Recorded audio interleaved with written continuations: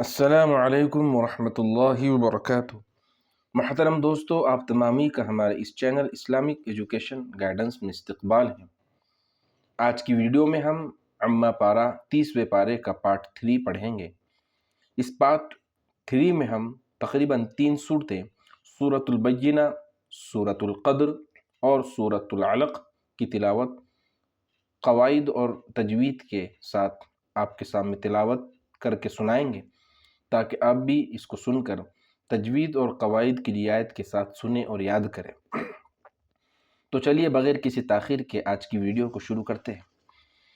اعوذ باللہ من الشیطان الرجیم، بسم اللہ الرحمن الرحیم۔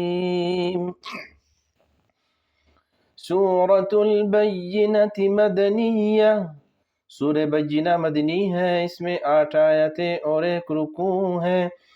بسم اللہ الرحمن الرحیم۔ لم يكن الذين كفروا من أهل الكتاب والمشركين منفكين حتى تأتيهم البينة، رسول من الله يتلو صحفا مطهرة فيها كتب قيمة، وما تفرق الذين أوتوا الكتاب إلا من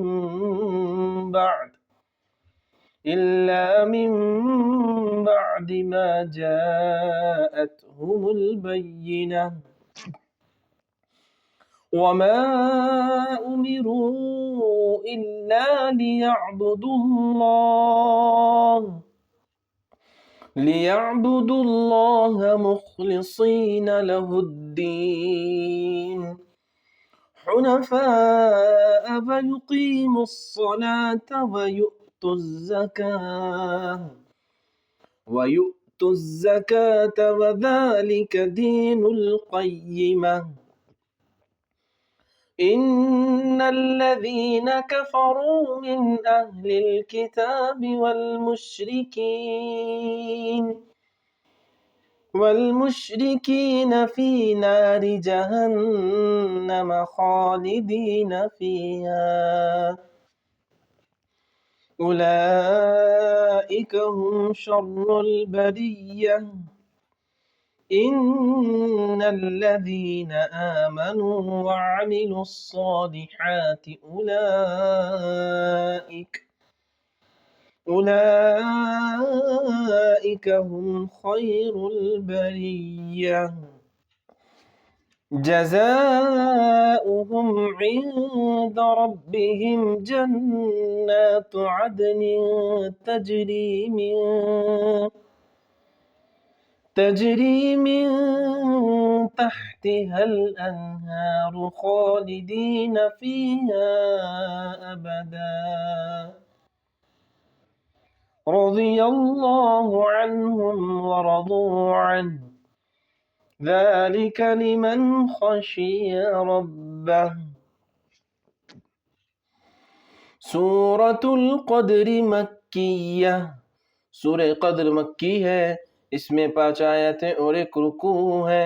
بسم اللہ الرحمن الرحیم۔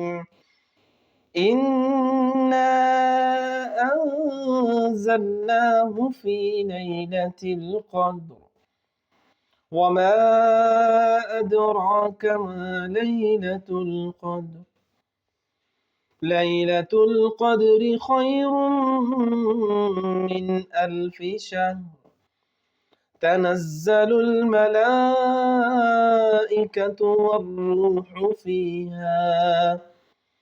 والروح فيها بإذن ربهم من كل أمر، سلام هي حتى مطلع الفجر۔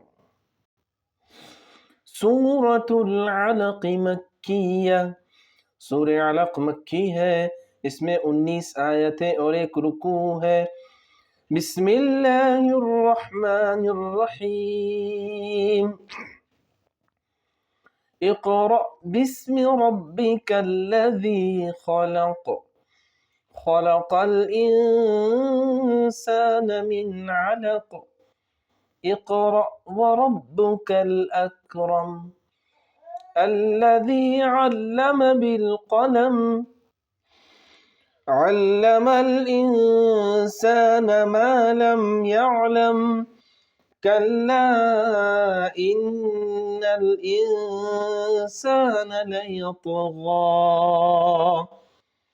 أن رآه استغنى إن إلى ربك الرجعى أرأيت الذي ينهى عبدا إذا صلى أرأيت إن كان على الهدى أو أمر بالتقوى أرأيت إن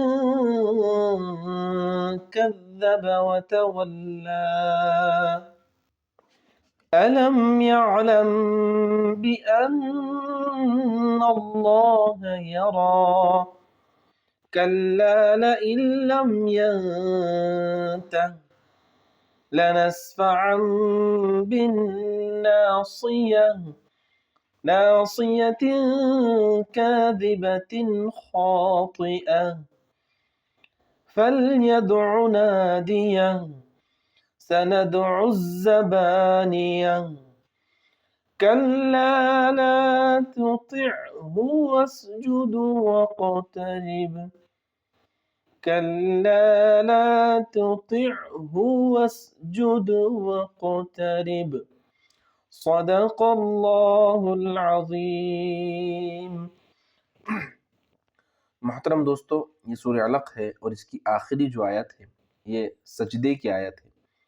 तो तमाम जो नाजरीन इस सूरत की तिलावत को सुन रहे हैं तो सबको इस आयत की वजह से सजदा करना होगा।